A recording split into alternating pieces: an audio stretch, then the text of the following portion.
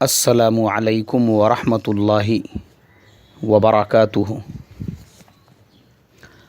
मोहतरम भाइयों, बुज़ुर्गों, दोस्तों, ये मेरा साउथ कोरिया के सफ़रनामे का 14वां हिस्सा है। अभी जैसा कि कल मैंने बताया, मैं और मेरे वो अज़ीज़ दोस्त नागपुर के जो डॉक्टर साहब थे, हम लोग वहाँ पे एक 5 स्टार रेस्टोरेंट में डिनर कर रहे थे। हमने अपने रहबर से पहले ही कह दिया था, भाई होटल यहाँ से करीब है, हम लोग पैदल निकलेंगे, आप लोग गाड़ी लेके चले जाओ।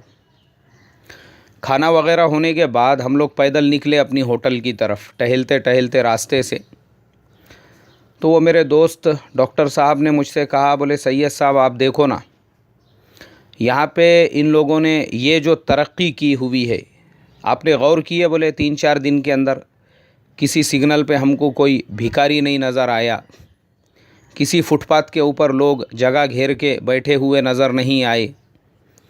यहाँ पर सिस्टमेटिक तरीक़े से कहीं पे गंदगी, कहीं पे कचरा डाला हुआ, कहीं पे पान खा के थूका हुआ, ऐसा बिल्कुल हमको नज़र नहीं आया। ये मुल्क, यानी देखो आप अगर देखेंगे, हम लोग ये फुटपाथ पे चल रहे हैं, ये भी इतना साफ़ सुथरा क्लीन कांच के जैसा है। यहाँ ज़मीन पे भी अगर हम बैठ जावे, हमको रुमाल बिछाने की ज़रूरत नहीं है। यानी यहाँ पे ऑटोमेटिकली तरीक़े से लोगों के नेचर में ही इतनी सफाई क्यों है? मैंने कहा देखो, इसकी 2 वजूहात है, एक तो पॉलिटिकल और दूसरे नेचुरल। नेचुरल वजह यह है कि यहाँ के लोग खुद सफाई पसंद है। आपने देखे होंगे स्टेडियम के अंदर, वहाँ पर हमने देखा कि सारे प्रोग्राम होने के बाद में बहुत सारे नौजवान स्टेडियम के अंदर जो चमकी वगैरह कुछ गिर गई होगी उसको उठा रहे थे, ताकि वहाँ पे भी कचरा बाकी ना रहे। उसके कंपैरिजन में अगर आप देखेंगे, हमारे मुल्क में लोगों के अंदर दोगलापन और मुनाफिकत है। हमारे यहाँ पर लोग क्या करते हैं, अपने घर को साफ़ सुथरा रखेंगे, अपने बेडरूम को साफ़ सुथरा रखेंगे, अपनी दुकान को साफ़ सुथरा रखेंगे, लेकिन जैसे ही अपने उसी बिल्डिंग के बाहर जब निकलेंगे, अपने घर से, अपने फ्लैट से बाहर, तो सीढ़ियों से नीचे उतरते उतरते अपने ही बिल्डिंग के कोने में गुटखे खाकर थूकेंगे, पान खाकर थूकेंगे। अरे जब थूकना ही था, अपने घर में क्यों नहीं थूका? नहीं, घर में नहीं थूकेंगा, ये बाहर निकल के थूकेंगा। उसके अलावा मैंने कहा, यहाँ पे आपने किसी को रोड पे कचरा डालते हुए नहीं देखे। हमारे मुल्क में कैसा है, लोग दिखावे के तौर पर, ज़ाहिरी तौर पर तो ऐसे स्टैंडर्ड नज़र आते हैं। बाज़ लोग रेमंड का सूट पहनते हैं, टाई लगाते हैं, कोट पहनते हैं, लेकिन वो जो बैल है अंदर का बैल, वो निकलता नहीं बाहर। वो बैल पने की वजह से क्या करते हैं, भारी भारी गाड़ियों में बैठते हैं, ऑडी में, मर्सिडीज़ में, BMW में, कार में बैठे हुए हैं, रास्ते से जा रहे हैं।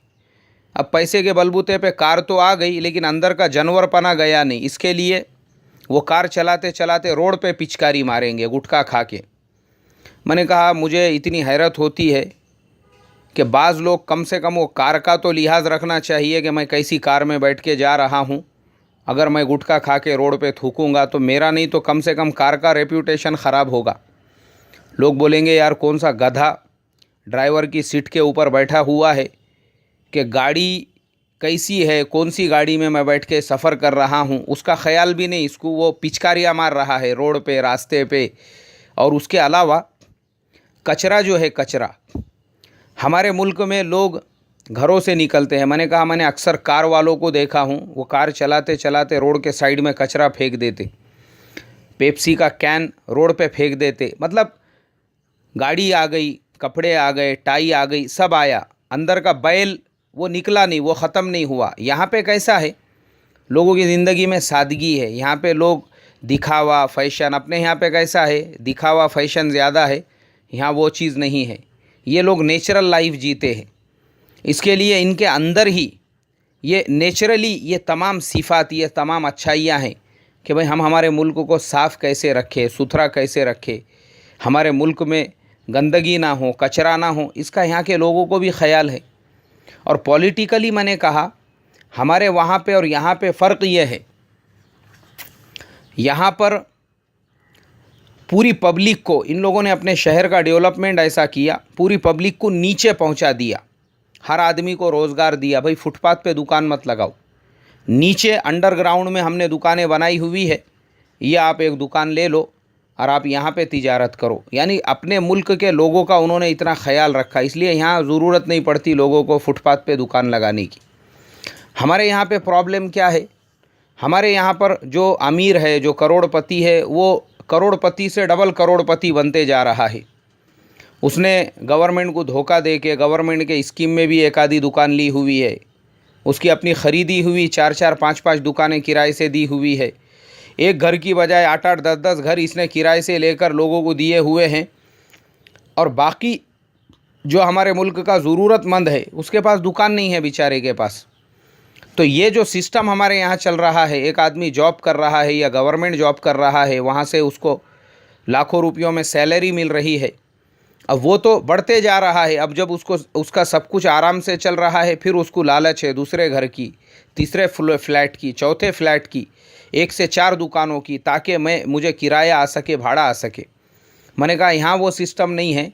यहाँ पे हर आदमी, अगर किसी के पास एक दुकान है, वो अपने उस कारोबार के अंदर जो है सेटिस्फाइड है। अब दूसरा जो बेचारा मोहताज है, मिस्कीन है, ज़रूरतमंद है, अब ज़रूरत पड़ेगी तो वो दूसरी दुकान लेगा। अब हमारे यहाँ एक ही आदमी ने 8-8, 10-10, 15-15 दुकानें लेकर रखा है, तो जो दूसरे ज़रूरतमंद लोग हैं वो फुटपाथ पे और रोड पे दुकानें लगाने के लिए मजबूर है। और ये ज़िम्मेदारी है गवर्नमेंट की, इसलिए कि गवर्नमेंट ऑफ़रों में ऐसी जितनी दुकानें वगैरह निकालती है, तो वो पहले ये देखते हैं कि मेरे रिश्तेदारों को, मेरे बिरादरी वालों को, मेरे ख़ानदान वालों को कैसे कैसे मिले। और जो ज़रूरतमंद नहीं है, जो ऑलरेडी बड़े बड़े सांड बन के बैठे हुए हैं करोड़पति, वैसों को डबल टिबल ये तमाम चीज़ें दी जाती है। और जो मुस्तहिक है हमारे मुल्क का, जो मोहताज है बेचारा, वो आज भी दर बदर की ठोकरें खाता फिर रहा है। गवर्नमेंट की स्कीमें, ऑफ़रें चल रही है, संजय गांधी निराधार योजना, जो बेचारे निराधार है वो भीख मांग रहे हैं फुटपाथों पर, रोडों पर, रास्तों पर। और जो आधार वाले हैं, बड़े बड़े, जिनका कोई नुकसान नहीं है, वैसे लोगों को निराधार योजना की स्कीम जो है पाबंदी से मिल रही है। जो बड़े बड़े ज़मींदार है, करोड़पति है, दुकान वाले हैं, सब कुछ है, ऐसे लोगों के पास में गवर्नमेंट का पीला रेशन कार्ड है। और जो बेचारे रोड पे भीख मांगने वाले हैं, जिन बेचारों का कोई आसरा नहीं है, जो झोपड़पट्टियों में रहने वाले हैं, जो हकीकतन पीले राशन कार्ड के मुस्तहिक है, वैसे लोगों के लिए तो यार ऑरेंज राशन कार्ड बनाना भी मुश्किल है। 50 चक्कर मारो, ये करो, क्योंकि हक़ हमारे यहाँ पर हमारे लोगों को मिला नहीं, आवाम को मिला नहीं बेचारों को। ये पॉलिटिकल जो गंदगी है हमारे यहाँ की, वो गंदगी की वजह से ये माहौल बना हुआ है। अब हमने वहाँ पर देखा, वहाँ पर हर आदमी को उसका हक़ बराबर से मिला हुआ है। इसके लिए वहाँ पे मियाना रवि है, कोई आदमी परेशान नहीं। और पॉलिटिकल गंदगी ऐसे भी है हमारे यहाँ पर कि वहाँ पर भी वही सिस्टम है जो हिंदुस्तान के अंदर है, जो डेमोक्रेटिकल सिस्टम हमारे यहाँ पे है, वही सिस्टम वहाँ पर भी है। वहाँ भी इलेक्शन होते हैं, वहाँ पर भी पीएम चुनकर आता है, वहाँ पर भी तमाम चीज़ें हमारे यहाँ के जैसे ही आती है। लेकिन वहाँ पर जो आदमी चुनकर आता है वो ये समझता है कि मैं अच्छे से अच्छी खिदमत क्यों करूँ, कैसे करूँ लोगों के लिए। हमारे यहाँ पे इलेक्शन में खड़े रहने का मकसद अलग होता है। हमारे यहाँ पे पहला मकसद होता है लोगों ने मुझे बड़ा समझना, मुझे नामवर समझना, मुझे इज़्ज़त वाला समझना। हमारे यहाँ हमने इलेक्शन में खड़े रहने को और जीत के आने को अपने लिए फ़ख्र की, इज़्ज़त की का ज़रिया समझ लिया है। खिदमत नहीं करना है। अगर खिदमत का जज्बा होता था तो आज भी हमारे गाँव खेड़े के जो रोड है, जो रास्ते हैं, वो फूटे हुए, टूटे हुए नहीं होते थे। हमारे यहाँ पे नालियाँ बनी हुई थी। खिदमत करना ही नहीं है। और वो लोग बेवकूफ़ है, एक नंबर के नादान हैं, अंधे हैं वो लोग, जिन्होंने ऐसे आदमी को अपना नगर सेवक बनाया, ऐसे आदमी को अपना एमएलए बनाया, एमपी बनाया, जो पिछले 5 साल से 10 साल से नगर सेवक भी बना हुआ है या एमएलए एमपी बना हुआ है। उसने ना अपने ज़िले का डेवलपमेंट किया, ना अपने तालुक़े का, ना अपने शहर का, ना अपने महल्ले का। और फिर आप उसी को वोट देकर उसके साथ में फ़ोटो निकाल के फेसबुक पे डाल के खुश हो रहे हैं। ये बेवकूफ़ी है हमारी। अरे वो आपका खादिम है, वो अगर काम नहीं कर रहा है, लात मारो उसको, दूसरे को वोट दो। मैं हमेशा बोलता हूँ, आप कैंडिडेट देखो, जो सेक्युलर माइंड कैंडिडेट है, चाहे किसी भी धर्म का हो, किसी भी रिलीजन का हो, काम करने वाला चाहिए। अब हम लोग वो नहीं देखते हैं। इसकी वजह से हमारे यहाँ पे ये गंदगी फैली हुई है कि हर जीत के आने वाला वो एक तो इज़्ज़त के लिए, फ़ख्र के लिए, और मैं कैसा डेवलपमेंट करूं, मेरे भतीजों को, मेरे भाइयों को मैं कैसे बनाऊं। तो आप हिस्ट्री देखना, एक आदमी नगर सेवक बनने से पहले क्या था और 5 साल में वो क्या बन गया, एमएलए बनने से पहले क्या था और 5 साल के बाद में वो क्या हो गया, एमपी बनने से पहले क्या था और उसके बाद क्या हो गया। मैं ऐसे भी एमएलए एमपीओ को पहचानता हूँ जो गांव के अंदर खेत में नांगर मारते थे, गांव के सरपंच बने, फिर एमएलए बने।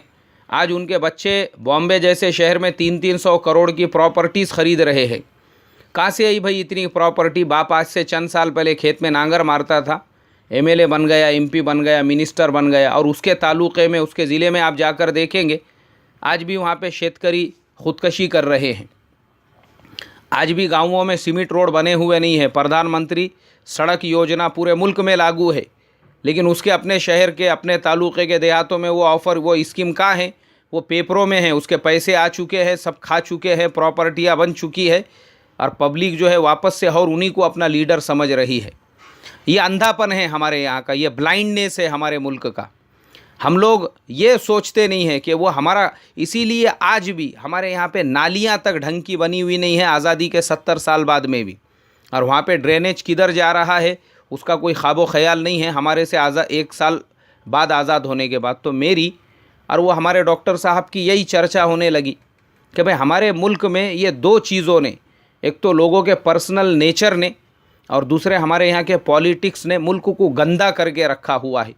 हमने देखे वहाँ पे किसी लीडर का हमको ऐसा बैनर नहीं नज़र आया जिस पे लिखा हुआ हो वाड़ दिवस या हार्दिक वाड़ दिवस या शुभेच्छा या किसी को श्रद्धांजलि या किसी को कुछ भी नहीं है। वहाँ पे भी जो है यही सिस्टम है हमारे वहाँ वाला, वहाँ ना बोर्ड लगे ना बैनर लगे हुए हैं।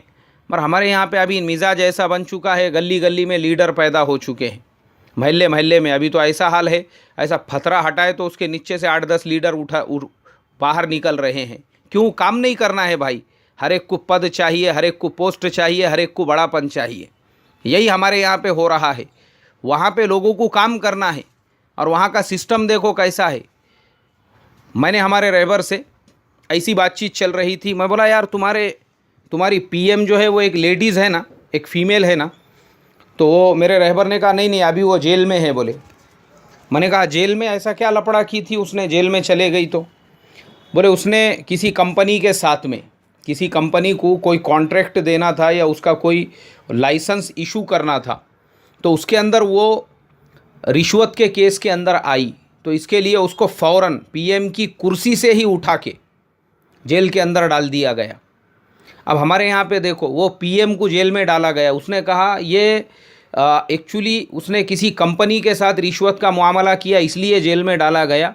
अगर मुल्क के साथ में कोई कॉन्ट्रैक्ट के अंदर कोई अगर गुत्ते के अंदर घपला करती थी, जैसा हमारे यहाँ पर होता है। अभी एक जगह पे मैंने देखा कि रेलवे का जो गेट है उसका वो जो बिल पास होता है वो हुआ तकरीबन 80 लाख रुपये का, और काम कितने का हुआ तो पता चला 18 लाख रुपये का भी वहाँ पे काम नहीं हुआ, और उसका उद्घाटन भी हो गया और वो शुरू भी हो गया। लेकिन जो अपोजिशन वाले थे उन लोगों ने वो मुद्दा उठाया तो पता चला कि इसके अंदर 60 लाख रुपये का घोल हुआ है। हमारे मुल्क में आम है ये चीज़ें। बल्कि यही नहीं है, बाज़ जगहों पर तो इंजीनियर की, गुत्तेदार की, एरिया नगर सेवक, एमएलए की मिली भगत से बहुत सारे रोडों के बिल पास हो जाते हैं। वो रोड बनता ही नहीं है, वो कंप्यूटर पे बनता है, वो पेपर में बनता है, उसका पैसा भी आ जाता है, सब कुछ हमारे यहाँ पे जायज़ है। और वहाँ ये हाल है कि वहाँ पर अगर कोई गवर्नमेंट को इस तरीके से धोखा देता है तो उन्होंने बताया उसकी सज़ा सिर्फ मौत है, उसके अलावा कुछ नहीं है। पीएम को जेल में इसलिए डाला गया क्योंकि उसने कंपनी से रिश्वत ली थी। अगर वो मुल्क के साथ ऐसा कोई घोल घपला करती उसको सीधा गोली मार दी जाती थी। इसलिए कि मौत की सज़ा हमारे यहाँ पर है देशद्रोह के जुर्म की। और हमारे यहाँ तो ये हाल है, पीएम को जेल में डालना तो दूर की बात है, हमारे यहाँ पर एमएलए को जेल में डालना भी दूर, एमएलए को भी जेल में डालने का नहीं सोच सकते। नगर सेवक के ऊपर भी हाथ उठाने की बात पुलिस नहीं सोच सकती। हमारे यहाँ ये हाल है। अभी 2-4 दिन पहले मैंने खबर देखा, एक औरत कोई गवर्नमेंट ऑफिसर थी, उसके बेटे से एक ट्रैफिक पुलिस वाले ने उसको पावती दिया बना के 100 या 200 की, या उसको रोका। तो वह औरत को पता चला, उसने बेटे ने फ़ोन लगाया माँ को, माँ गवर्नमेंट ऑफिसर थी, क्लास 1 ऑफिसर। अब देखो ये हमारे यहाँ के ऑफिसर है, वो औरत रोड पे आई रास्ते पे और उन्हें चप्पल निकाल के वो ट्रैफिक पुलिस वाले को मारना शुरू कर दी, उसको गालियाँ देने लगी, उसको बोलने लगी तेरे को मालूम नहीं है ये किसका बेटा है। मतलब किसका बेटा है क्या है? तू गवर्नमेंट ऑफिसर है तो मुल्क का कायदा कानून तेरे लिए नहीं है, इसीलिए हमारे मुल्क के अंदर लीडरों के बेटे औरतों को रात में 2-2 बजे छेड़ रहे हैं, उनके कारों के पीछे भाग रहे हैं, उनको डरा रहे हैं, किडनैप करने की कोशिश कर रहे हैं, कोई एक्शन नहीं है। एक्सीडेंट में लोगों को मार रहे हैं। यानी पता ये चला हमारे यहाँ की पॉलिटिक्स में भी और हमारे नेचर में भी ज़मीन आसमान का फ़र्क है। बस यही दुआ करूँगा अल्लाह हमको ये समझ अता फ़रमाए कि हम किसी बैल को तो नहीं वोट दे रहे हैं, अपने वोट को डालने से पहले अल्लाह उसे बेचने से, उसे जो है क्या कहेंगे, उसको फ़रोख्त करने से मेरी तुम्हारी हिफाजत फरमा कर हमको सोच समझ अता फ़रमाए और अच्छे लोगों को अपना लीडर बनाने वाला बनाए। अस्सलामु अलैकुम व रहमतुल्लाहि व बरकातहू।